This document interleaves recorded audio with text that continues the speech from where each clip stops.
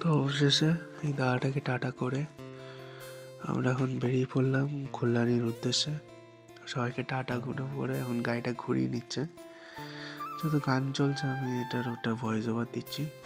তো অনেকদিন পরে ভিডিওতে আসলাম, মানে সাক্ষাতে আসেনি। আর সামনে দেখো কুত্তাগুলোও দেখো, ডগিস আর কি, সরি, এরাও দুষ্টুমি করছে, সরতে চায় না একদম।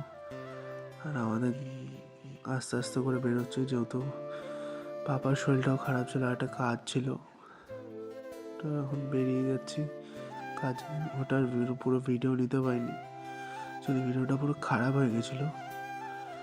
তো ওখান থেকে ফিরে আসার পরে আরেকটা ভিডিও দেখো। এই যে এখন দাদাটার পিছনে লাগছে, এখন অ্যাকচুয়ালি খেতে বসেছে, মানে আমাদের বৈষ্ণবের কথায় পেতে বসেছে, প্রসাদ পেতে বসেছে। তো ওকে আমি পিছন থেকে মানে ওর পিছনে লাগছি, মানে ইয়ার্কি মারছে ওর সাথে।